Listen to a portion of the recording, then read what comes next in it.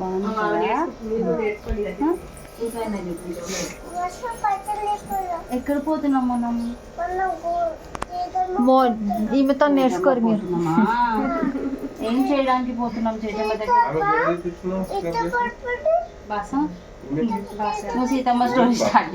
సరస్వతి నమస్తుభ్యం వరదే కామరూపిణి విద్యారంభం కరిష్యామి సిద్ధిర్భవతు మే సదా.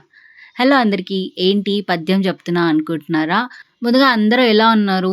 ఈ పద్యంతో అర్థమైపోయి ఉండొచ్చు కదా ఈ వీడియో ఏంటి అని చెప్పేసి. సో ఈరోజు ఈ డే బృందుగాడి లైఫ్లో వెరీ ఇంపార్టెంట్ డే కదా.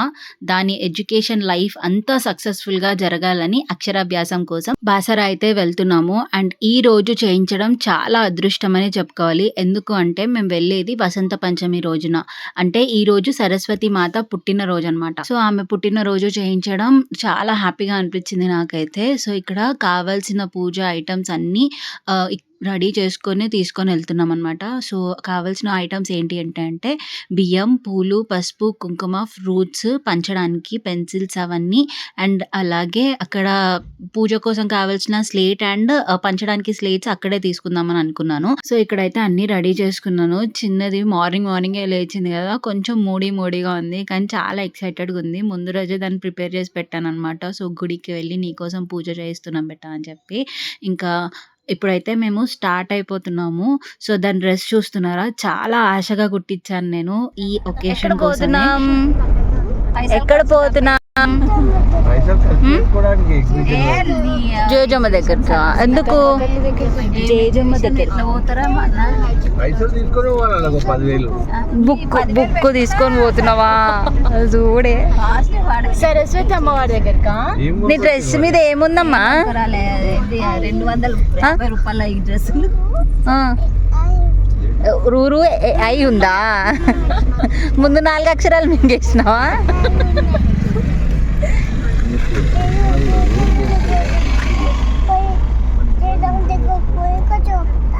జేజమ్మ దగ్గరికి పోయినాక చూపిస్తుంది. ఓకే నాన్న, జేజమ్మ దగ్గరికి వెళ్ళాక చూపించు.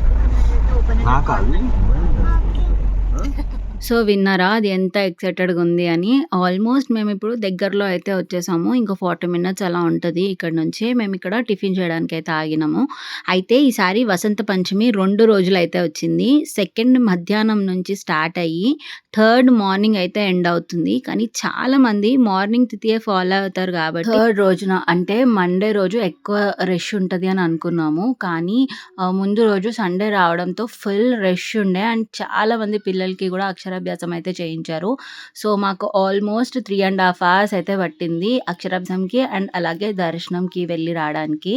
మాకు తెలుసు రష్ ఉంటుంది అని, కానీ ముందు రోజు కూడా అంత రష్ ఉంటుందని ఎక్స్పెక్ట్ చేయలేదు. ఇంకోటి ఏంటంటే ఇంకో 20 daysలో చిన్నదాని బర్త్డే వస్తుంది. అండ్ 3 years కంప్లీట్ అయ్యేలోపు చేయించాలి పూజ అని అంటారు కదా చాలామంది.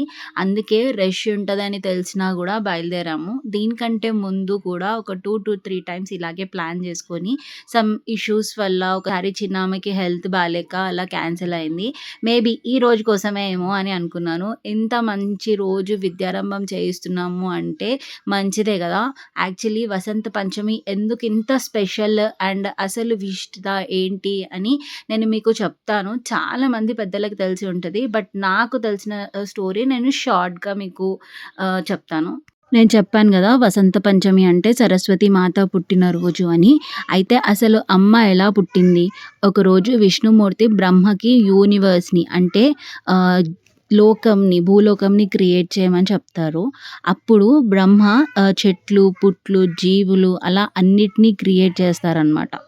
మొత్తం క్రియేట్ చేసిన తర్వాత కొన్ని రోజులకి బ్రహ్మదేవుడు తన సృష్టిని చూడ్డానికి భూలోకంకి అయితే వస్తాడు. అప్పుడు ఆయనకి తన క్రియేట్ చేసిన యూనివర్స్ మొత్తంలో ఏదో తక్కువ అనిపిస్తుంది. ఇప్పుడు బ్రహ్మదేవుడు మళ్ళీ ఏం చేస్తాడంటే తపస్సు చేస్తూ మంత్రాలు చదువుతూ తన ఇమాజినేషన్తో ఒక రూపంని అయితే క్రియేట్ చేస్తారు. సో ఎందుకే అంటారు తన బ్రీత్ నుంచి అమ్మ పుట్టింది అని చెప్పేసి అంటారనమాట. అలా పుట్టిన అమ్మ ఎలా ఉంది అంటే ఒక చేయిలో వీణాతో, ఇంకో చేయిలో బుక్స్తో, ఇంకో చేయిలో క్రిస్టల్ జపమాలతో కళలన్నిటిని పుంజుకొని కమలంలో ఒక వైట్ శారీ కట్టుకొని చాలా అందంగా ఉంది అనమాట. ఆమె అందంకి క్రియేట్ చేసిన బ్రహ్మ కూడా సరస్వతి దేవి మీద నుంచి కళ్ళు తిప్పుకోలేకపోయారు. అలా అప్పుడు బ్రహ్మదేవుడు అమ్మకి ఆజ్ఞాపిస్తారు. ఈ లోకంకి knowledge, arts, speech, cultural activities అలా అన్నీ కావాలి అని చెప్పి అమ్మ హెల్ప్‌తో యూనివర్స్‌ని క్రియేట్ చేస్తారు. అందుకే సరస్వతి దేవిని పూజిస్తే మంచి తెలివి, బుద్ధి, జ్ఞానం వస్తాయని చెప్పేసి అంటారు. అందుకే సరస్వతి మాతని జ్ఞాన సరస్వతి దేవిగా కొలుస్తారనమాట. మేమిప్పుడు టెంపుల్‌కైతే రీచ్ అయిపోయినాము. ఆల్మోస్ట్ 12:30 అలా అయింది మేము వెళ్ళేసరికి. ఇంకా చిన్నదాన్నయితే రెడీ చేస్తున్నా నేను. అండ్ స్లేట్స్, బుక్స్, పెన్సిల్స్ అవన్నీ అయితే తీసేసుకున్నాను. ఫస్ట్ గంగమ్మ దగ్గరికైతే వెళ్ళి కాళ్ళు చేతులు కడుక్కొని ఆ తర్వాత దర్శనంకైతే వెళ్ళాము. చాలా అంటే చాలా రష్‌గా ఉండే. స్పెషల్ టికెట్స్ తీసుకున్నా కూడా అవే లైన్స్ మళ్ళీ మధ్యలో అయితే కలిపేస్తున్నారు. అయితే ఇప్పుడు మనం సరస్వతి అమ్మ ఎలా పుట్టిందో తెలుసుకున్నాం కదా! సో, ఈ ఫేమస్ టెంపుల్ ఎలా ఇన్వెంట్ చేశారు, ఎక్కడ ఇన్వెంట్ అయ్యింది అనేది కూడా తెలుసుకుందాం. ఆఫ్టర్ మహాభారతం, కురుక్షేత్ర యుద్ధం తర్వాత మనశ్శాంతి కోసం వేదవ్యాసుడు దేశమంతా తిరుగుతూ ఉండగా ఆయనకి బాసర ప్లేస్ మంచిగా అనిపించి ఇక్కడ తపస్సు చేసుకుందామని చెప్పేసి ఉన్నారంట. అక్కడే ఒక గుహలో తపస్సు చేస్తూ ఉండేవారట. అప్పుడు అవ్యక్త రూపంలో ఉన్న ఈ సరస్వతి అమ్మవారు వేదవ్యాసుడికి కనిపించి సో తనని అక్కడ ప్రతిష్ఠించమని అడిగిందనమాట. అప్పుడు వ్యాసుడు అక్కడ ఉన్న ఒక గోదావరి నదికి ఒడ్డునే ఉన్న ఒక గృహలో అమ్మవారిని ఉపాసించడం స్టార్ట్ చేశారనమాట. అలా అవ్యక్త రూపంలో ఉన్న అమ్మవారిని సృష్టించడం కోసం రోజు గోదావరిలో స్నానం చేసి 3 పిడికల ఇసుకని గృహలో 3 రాసులుగా పోసి పూజించేవారనమాట. కొంతకాలంకి అందులో నుంచి 3 అమ్మవార్లు అయితే సృష్టిలోకి రావడం జరిగినాయి. సో సరస్వతి అమ్మ, లక్ష్మీమాత అండ్ అలాగే కాళీమాత రూపంలో అయితే అమ్మవార్లు పుంజుకున్నారు. సో అప్పుడు ఇసుక రాళ్ళ నుంచి విగ్రహాలను వేరు చేసి గర్భగుడిలో మాత సరస్వతిని అండ్ లక్ష్మీమాతని అయితే పెట్టారు. అండ్ అదే గుడికి సమీపంలో మనకి కాళీమాత విగ్రహం అయితే కనిపిస్తుంది. సో అలా ఈ టెంపుల్ అయితే ఇన్వెంట్ అయ్యింది అని చెప్పేసి అంటారు. श्वेतसुचिता वस्त्रान्विता वासरशारद सरस्वती श्वेतसुचिता